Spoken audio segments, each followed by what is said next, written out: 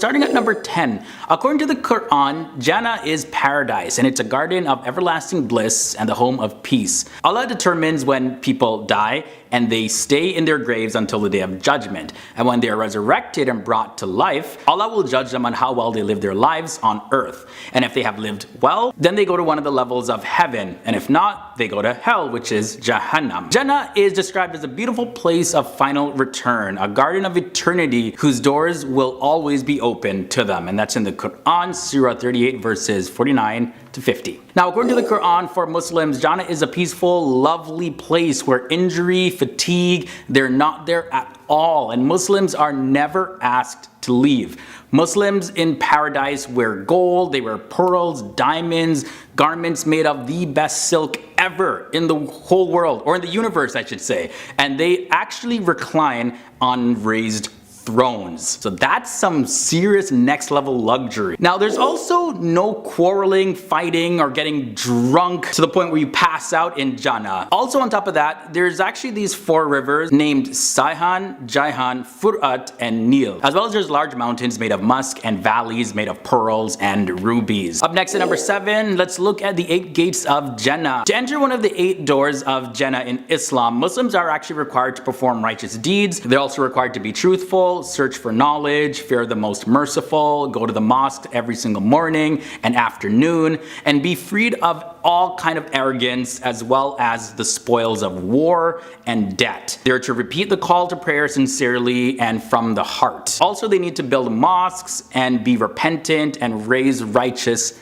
children. Another interesting fact is that the gates are actually named. They're all unique in their own way. There's the Bab as-Salat, for those people who were really punctual and on time when it came to doing their prayers. Then there's a gate called Bab el-Jihad, and that's for those people who actually died in defense of Islam. Then there's Bab al-Sadaqah for those people who actually gave to charity on a regular basis. Then there is Bab Arayan for those people who observed fasting during and beyond the month of Ramadan. Bab al-Hajj is for those who practiced and participated in Hajj. That's actually the annual pilgrimage to the city of Mecca. It's one of the 5 pillars of Islam. Then there's Bab al-Qazimin al-Gaz, wal-Aifin, and Ines. And this gate is specifically for those people who suppress and control their anger and forgave others.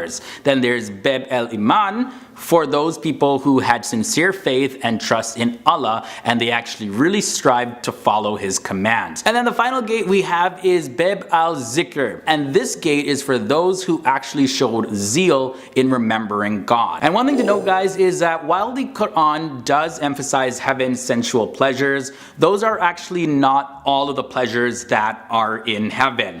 Because the Quran also points to heaven as a spiritual and religious place, there's spiritual and religious delights as well. It repeatedly assures the believers that heaven is going to be a place where there's not going to be any more sadness or any more fear. And that's in the Quran, Surah 38, verses 62, and Surah 7 verses 35, and Surah 46 verses 13. So we talked about numbers of gates and all that. Some say that Jannah has 100 levels. Others say that there's actually no limit to the levels of Jannah, and some say that the number is equal to the number of verses in the Quran, and that is 6,236.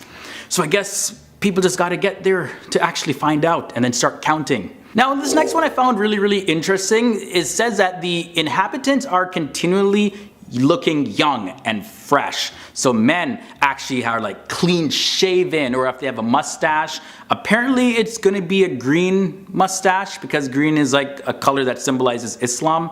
Then their armpit and pubic hair will completely disappear, and the inhabitants will have 70 sets of clothes to wear. Maybe 70 is just a symbolic number for just a whole lot of clothes. But either way, the food is going to be so much, it's going to be like an all-you-can-eat buffet. So whatever you want, pretty much, you just snap your fingers, boom, shows up before your eyes. It's believed that people can eat 100 times what they ate on earth and never get super overweight. That sounds like heaven. Wait, that is heaven. Also in Islam, heaven is not exclusive. It's said that the Quran actually provides not one, but actually several ways to heaven. And this is found in Surah 29 verses 69. So yes, there are some ways where you can do the good deeds and get rewarded. You can find that in Surah 3 verses 85. And then there's other ways that are just a little bit more complex. It's said that God's grace truly leads the way to salvation. So he forgives who he pleases and punishes who he pleases. That's in the Quran, Surah 5 verses 19. The Quran also says, surely the believers and the Jews and the Christians and the Sabians, whichever party believes in God and the last day and does good deeds, shall have their reward with their Lord, and no fear shall come upon them, nor shall they grieve. And that's in the Quran, Surah 2. And the final fact I want to share about heaven according to Islam is that, let's talk about this, because it's a common question, right? About the 72 virgins that apparently are going to be given as a reward to males in paradise. Well, the idea of the 72 virgins is actually part of Sunni Islam, and it refers only to one aspect of paradise, and this is in reference to Quran Surah 55 verses 69 to 74. It's also important to know that the Quran does not give a specific number for this. It was also mentioned by Daraj ibn Abi Haytham that Abu al-Haytham Abdullah ibn Wahab narrated from Abu Sayyid al-Khudari. And by the way, these were who actually heard the Prophet Muhammad say this: the smallest reward for the people of heaven is an abode where there are 80,000 servants and 72 Hur-e, over which stands a dome decorated with pearls, aquarium, and ruby, as wide as a distance from Al-Jabiya to Sana. However, regarding the above statement, Hafiz Saluddin Yusuf, he said this, that the narration which claims that everyone would have 72 wives has actually a weak chain of narrators. So what Muslims agree on is that those who attain paradise will be accompanied by Hur-in, which are described as beautiful females, but the specific number that they're going to be rewarded with is uncertain. And even some scholars say that this is actually symbolic for some of the other pleasures and joys that they're going to experience in heaven. Starting off with fact number 10, hell is a place that is prepared for those who reject the truth after it becomes very clear to them, and also those who continue to do evil deeds. And in Islam, there's great pleasures to be felt in paradise, but on the other hand, in hell, there is a lot of terrible suffering. Also, did you know that hell in Islam is described in different names? There is Al-Nar, that is fire, and it's mentioned 125 times in the Quran. Jahannam is probably the most popular term used to refer to hell, and this name implies that there is a deep pit, and it's mentioned 75 times in the Quran. Also, hell goes by Jahim, and that means a blazing fire, and it's mentioned 26 times. Sa'ir is an ignited or kindled fire. The next name that hell goes by is Saqar, and it's given this name because of the intensity of the heat. Lazia is another name, and that refers to blazing flames. And then there is Hawiya, and that means a deep drop, like someone is being dropped from the top to the bottom of a place. And name number 9 is Hotoma, and that refers to debris and broken pieces of something. Also in Islam, hell is eternal for most people who enter into hell. And let me explain. Well, there is a minority of Muslim scholars that hold the view that hell will eventually come to an end, but the majority hold the view that no, hell is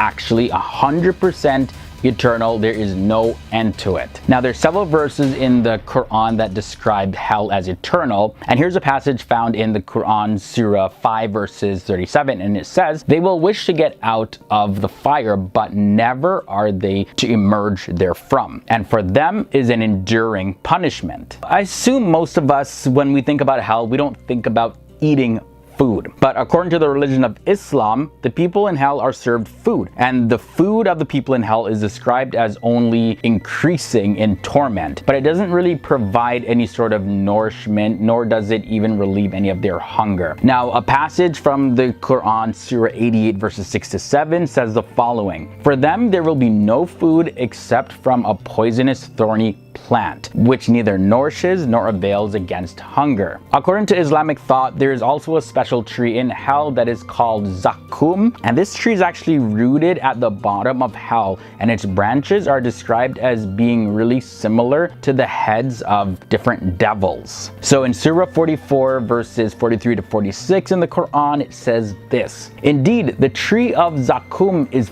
food for the sinful. Like murky oil, it boils within the bellies, like the boiling of scalding water. Like I've had hot water before, like I've burnt my lip on tea, but this is some next level burning. But either way, that kind of leads us into fact number 6. Normally water brings relief and puts out fires, but the water in hell is like completely different. So we kind of got an idea of what it's like, but another passage in the Quran, Surah 22 verses 19 to 22, it says the following: these are two adversaries who have disputed over their Lord, but those who disbelieved will have cut out for them garments of fire, poured upon their heads will be scalding water, by which is melted that within their bellies and their skins. And for striking them are maces of iron. Every time they want to get out of hellfire from anguish, they will be returned to it, and it will be said, taste the punishment of the burning fire. So in this passage, they're not actually consuming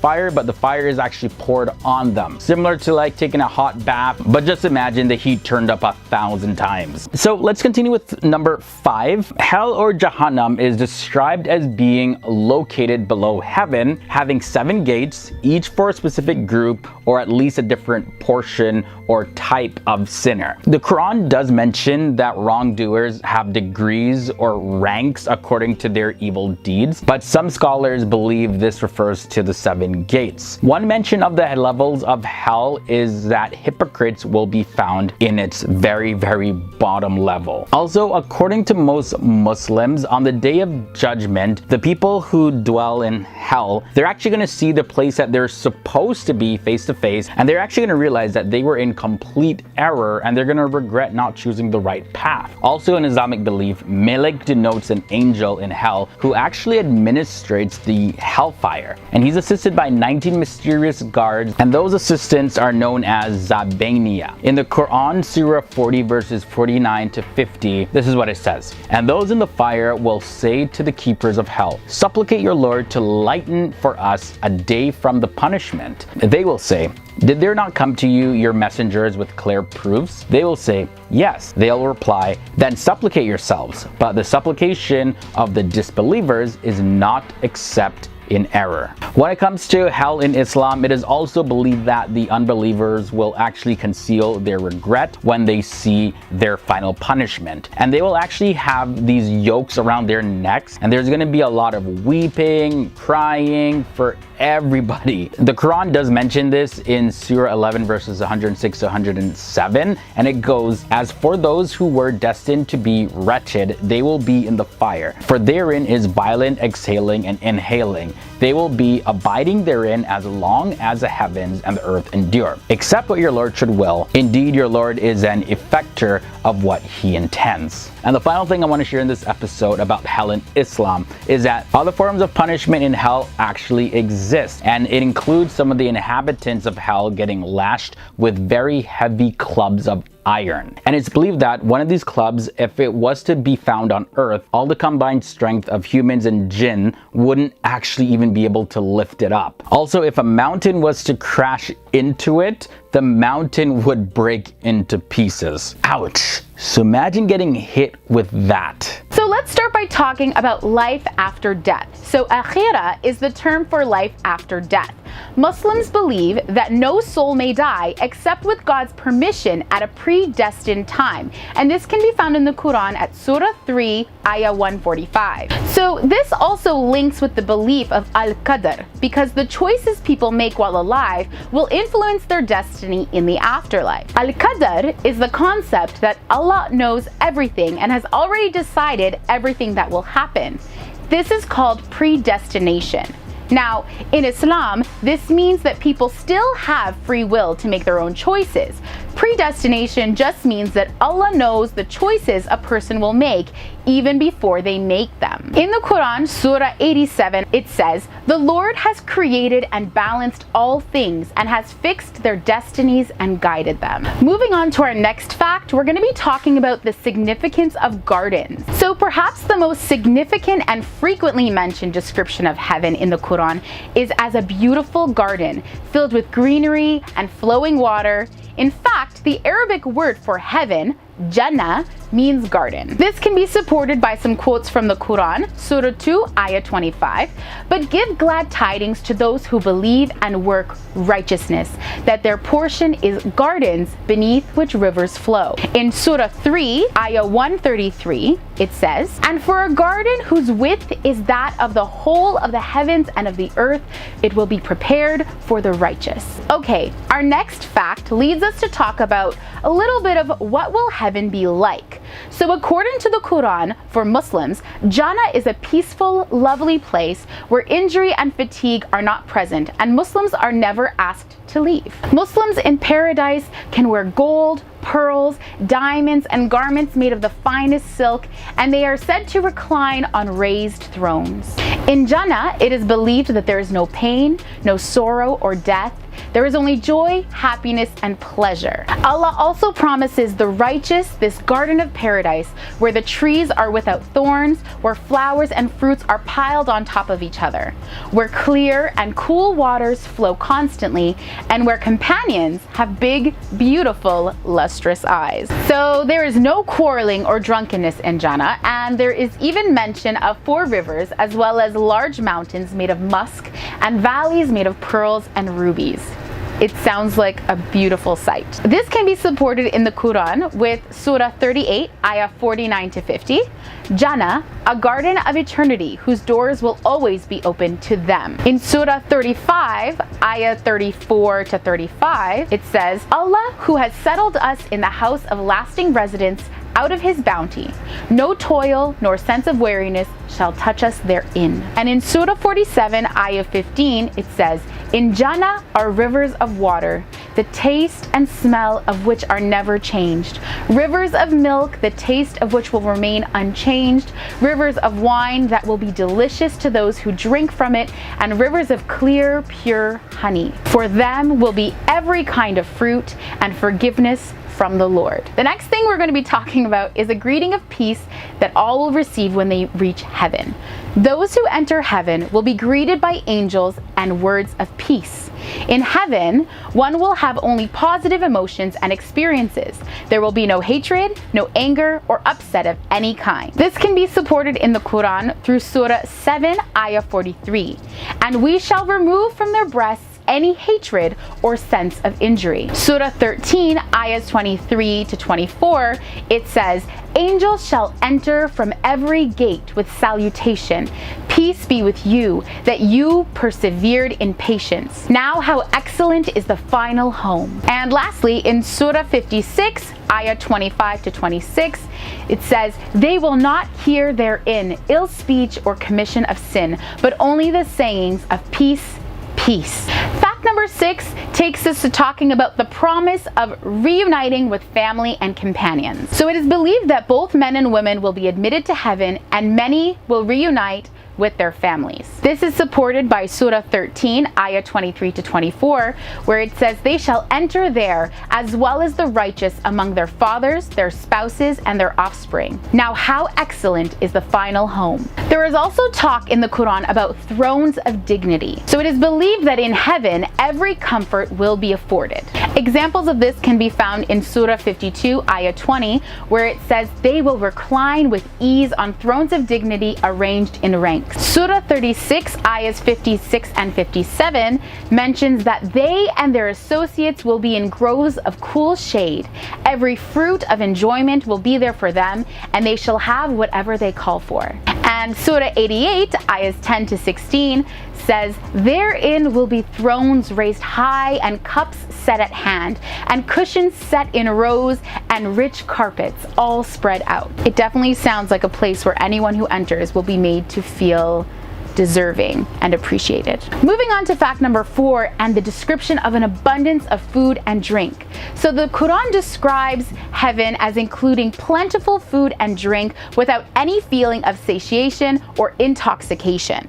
So this can be seen in Surah 41, Ayahs 31 to 32, where it says, "Therein you shall have all that your inner selves desire, and therein you shall have all for which you ask." Surah 69, Ayah 24 says, eat and drink at ease for that which you have sent forth good deeds in days past. And Surah 47, Ayah 15 mentions rivers of water incorruptible, rivers of milk of which the taste never changes. All right, moving on to this idea of an eternal home. In Islam, heaven is understood to be a place of everlasting life where none will be turned and asked to leave. So Surah 2, Ayah 82 mentions, but those who have faith and work righteousness, they are companions of the garden.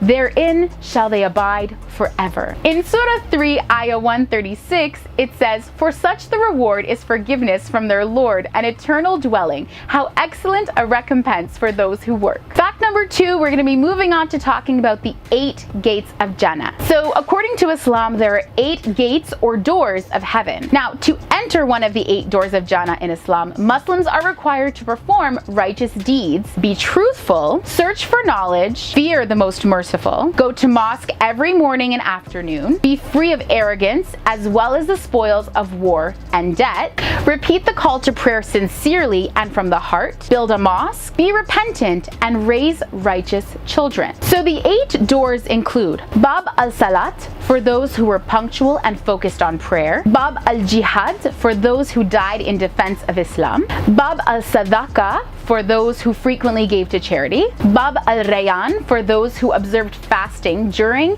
and beyond Ramadan, Bab al-Hajj, for those who participated in the Hajj, which is the annual pilgrimage to Mecca, Bab al-Kazimin al-Khaiz wal-Afina anin nas, for those who suppress or control their anger and forgave others, Bab al-Iman, for those who had sincere faith and trust in Allah and strived to follow His command, and Bab al-Dhikr, for those who showed zeal or enthusiasm in remembering God. So in order to pass through these doors, it is said that you have to have done the things related to the door. And last but definitely not least, we come to our final fact of today. We are going to be looking at the levels of Jannah. So, there are actually many levels of heaven, the number, the order, and character of which are much discussed by the tafsir and hadith scholars. Some say Jannah has 100 levels.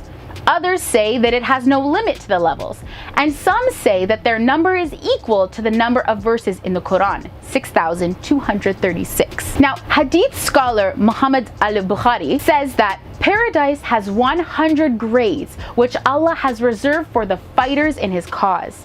And the distance between each of the 2 grades is like the distance between the sky and the earth. So when you ask for Allah, ask for Al-Firdaus, for it is the best and highest part of paradise. So just to name some of the 8 commonly known levels, they vary from Jannat ul-Ma'wa, a place to take refuge, the abode for the martyr, Dar ul-Maqam, the essential place, the safe place where weariness does not exist. Then we have Dar ul-Salam, the home of peace and safety, where speech is free of all negative and evil talk, open to those whom Allah wills the straight path.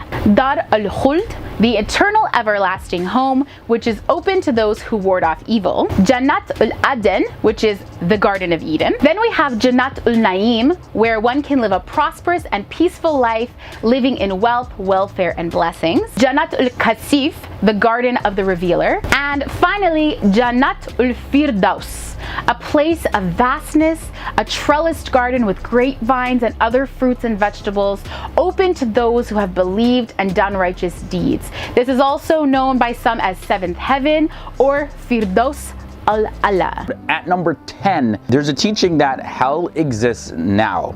So hell exists at the present time and will continue to exist forever. It will never die down, and the people that inhabit hell will remain in it forever. Now, no one will come out of hell except sinful believers who believed in the oneness of God in this life and also believed in the specific prophets sent to them. Another teaching about hell is the Sufi interpretation. Sufis, they developed a sort of metaphysical interpretation of Jahannam or hell in Islam.